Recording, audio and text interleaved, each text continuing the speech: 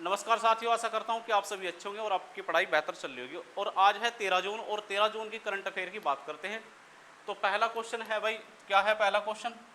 पहला क्वेश्चन है कि हाल ही में अंतर्राष्ट्रीय खेल दिवस अंतर्राष्ट्रीय खेल दिवस अंतर्राष्ट्रीय खेल दिवस कब मनाया गया भाई? ये मनाया गया 11 जून। ठीक है भाई। तो एक अंतर्राष्ट्रीय खेल दिवस 11 जून, और अंतर्राष्ट्रीय का मतलब होगा कि लगभग अधिकतर देशों के अंदर मनाया जाने वाला दिवस। अगर विश्व की बात होगी तो लगभग वैश्विक स्तर पर, यानी कि पूरी ही पृथ्वी पर वो दिवस मनाया जाएगा, तो उसे बोला जाएगा विश्व दिवस। ठीक है। अगर अंतर्राष्ट्रीय की बात हो तो अंतर्राष्ट्रीय का मतलब होगा लगभग कुछ देशों के द्वारा, और राष्ट्रीय की बात हो तो लगभग अपने देश के द्वारा या अपने राष्ट्र के द्वारा जो दिवस मनाया जाएगा उसे राष्ट्रीय दिवस बोला जाएगा। तो अगर अंतर्राष्ट्रीय खेल दिवस की बात करी जाए तो ये 11 जून को मनाया जाता है। और आपने सुना होगा कि राष्ट्रीय खेल दिवस, तो राष्ट्रीय खेल दिवस के बारे में बहुत अच्छे से आप जानते होंगे।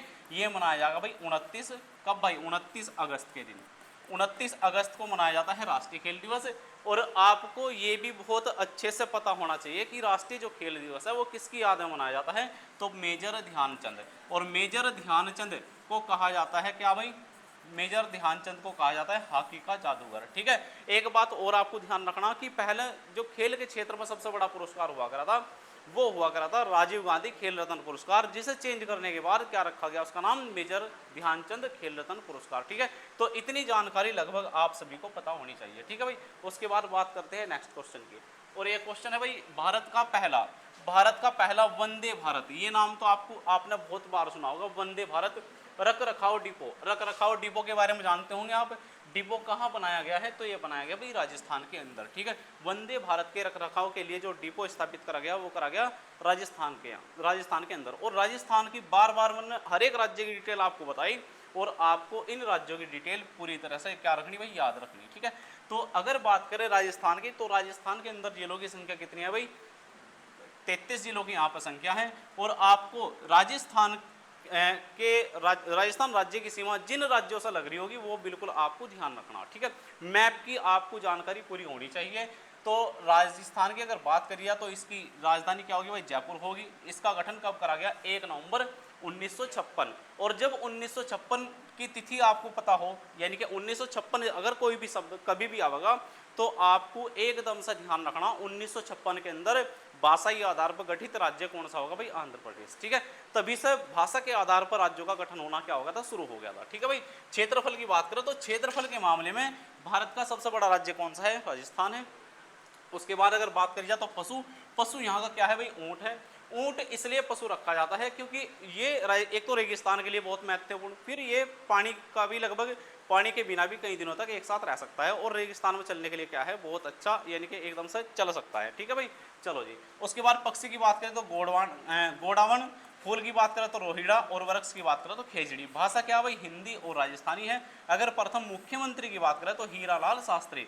प्रथम राज्यपाल की बात करी जाए तो सवाई मानसिंह। और सीटें 10-25 कितनी है भाई? 200। 10-25 200 का मतलब क्या है कि राज्यसभा की 10, लोकसभा की 25 और विधानसभा की कितनी है भाई? 200 सीटें। ठीक है भाई। ये बात आपको बिल्कुल ध्यान रखनी है। अगर नेक्स्ट क्वेश्चन की बात करें तो ताइवान एथलेटिक, कौन सा भाई? ताइवान एथलेटिक्स ओपन है। ताइवान एथलेटिक्स ओपन चैंपियनशिप 2025 में भारत ने पदक तालिका में कौन सा स्थान हासिल करा है? तो भाई पहला स्थान हासिल करा है। ये बहुत इंपॉर्टेंट क्वेश्चन है। पदक तालिका में पहले स्थान पर कौन रहा भाई? भारत रहा। भारत ने ताइवान की राजधानी क्या भाई? ताइपे है। ताइपे में आयोजित ताइवान एथलेटिक ओपन चैंपियनशिप 2025 में कुल कितने पदक भाई? 16 पदक जीते हैं, जिनमें से 12 तो स्वर्ण पदक हैं और 3 रजत पदक हैं, और एक क्या है भाई? कांस्य पदक शामिल है। और पदक तालिका में कौन सा स्थान बना है भाई? पहला स्थान। ठीक है। अगर बात करें स्वर्ण की तो स्वर्ण पदक कितने हैं भाई? 16। अगर बात करी 12 स्वर्ण पदक, और रजत पदक की बात करी जाए तो 3, और कांस्य पदक की बात करी जाए तो 1 कांस्य पदक इसमें शामिल है। ठीक है भाई। उसके बाद नेक्स्ट क्वेश्चन की बात करते हैं भाई। इतिहास से रिलेटेड क्वेश्चन है। हड़प्पा सभ्यता से लगभग 5000 साल पूर्व, कितने साल भाई? 5000 साल पूर्व मानव के अवशेष कहाँ से प्राप्त हुए हैं? तो भाई मानव के अवशेष मिले गुजरात से।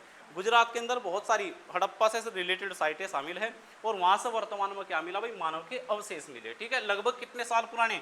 5000 साल पुराने। वही मैंने आपको इतिहास में बता रखा।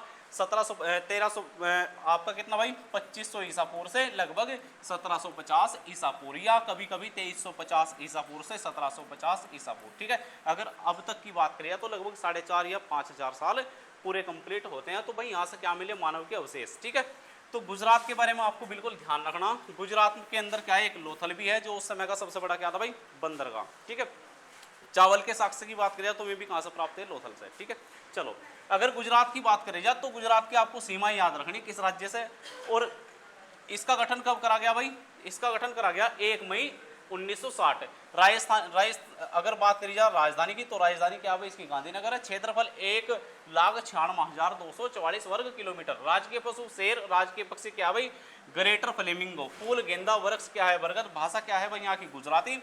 अगर प्रथम मुख्यमंत्री की बात करी जाए तो जीवराम नारायण मेहता। प्रथम राज्यपाल की बात करें तो मेहदी नवाजगंज।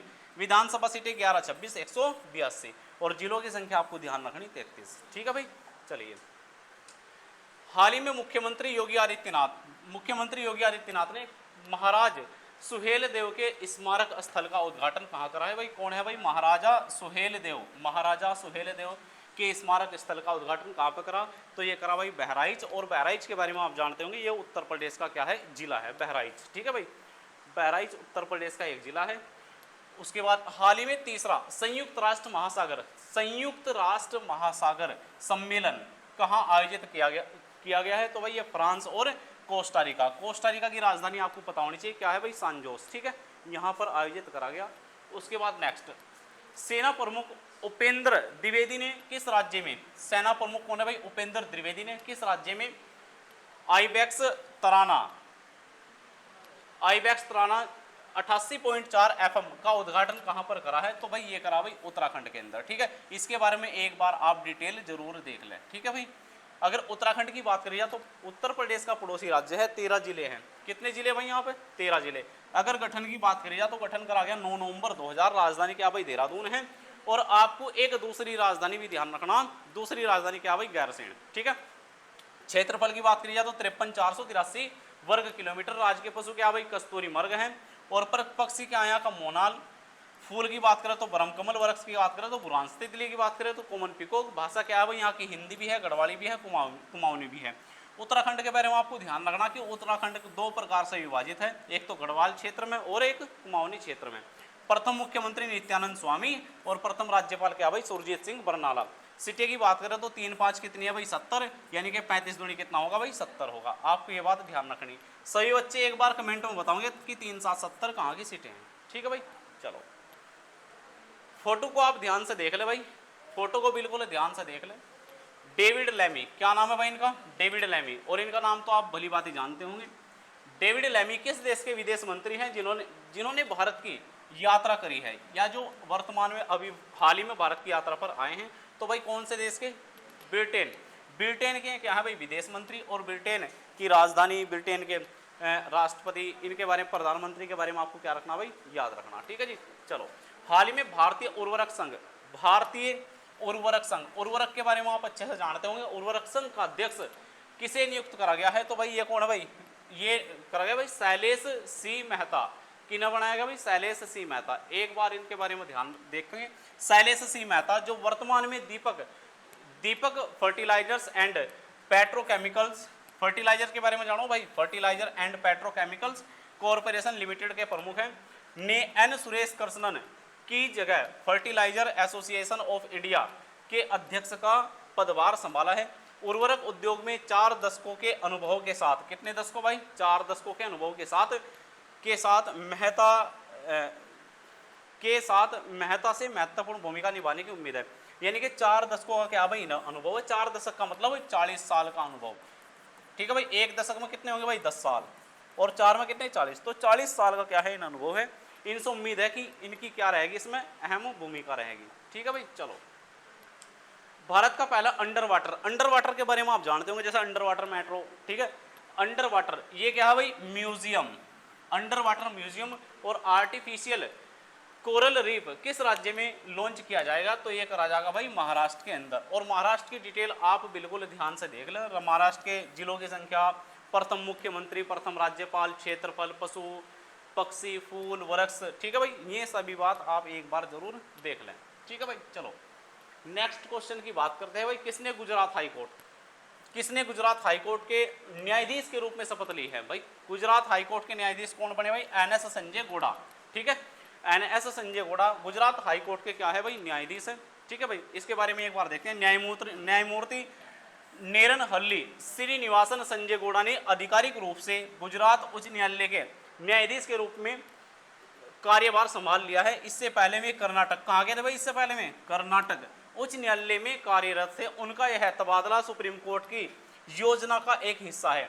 देखो ध्यान से एक बात को सुनना, अगर किसी भी हाई कोर्ट के किसी भी हाई कोर्ट के न्यायाधीश का ट्रांसफर करा जाता है तो भाई ये ट्रांसफर किसके द्वारा करा जा? सुप्रीम कोर्ट की योजना के तहत करा जाए। ये सुप्रीम कोर्ट की योजना का क्या है? एक हिस्सा है जिसका उद्देश्य देश के विभिन्न उच्च न्यायालयों में विविधता और बेहतर प्रशासन सुनिश्चित करना होता है। ठीक है भाई, चलो जी। हाल ही में महाराष्ट्र के किस नक्सल प्रभावित, नक्सल के बारे में आप अच्छे से जानते होंगे भाई, नक्सल प्रभावित गांव में आजादी के 77 वर्षों बाद, देखो भाई आजादी के कितने भाई? 77 वर्षों बाद पहली बार राज्य परिवहन की बस सेवा शुरू करी गई है। नक्सल जो प्रभावित क्षेत्र है उन राज्यों के अंदर, मतलब उन क्षेत्रों के अंदर सेवाएं सरकार बहुत कम देती है। इसका कारण क्या होगा? क्योंकि नक्सलवाद जो लोग है ना, नक्सल प्रभावित जो क्षेत्र है उसमें लगभग सरकार का पूरी तरह से विरोध करा जाए। यानी कि अगर मान लो रोडवेज बस कोई भी जा रही या किसी भी राज्य की कोई बस जा रही तो वे क्या करें, उसे मतलब एकदम से उड़ा दें। तो इसलिए सरकार योजनाएं कम चलावे। तो पहली बार क्या करा भाई? 77 साल बाद क्या करा भाई? पहली बार राज्य परिवहन की बस सेवा शुरू करी गई है। तो कौन सा गांव है भाई? कटेजरी गांव। कौन सा गांव है? कटेजरी। कहाँ का है? महाराष्ट्र का। और महाराष्ट्र का कुछ क्षेत्र क्या है? नक्सल प्रभावित क्षेत्र। ठीक है, चलो तो भाई करंट अफेयर की समाप्ति यहीं करते हैं।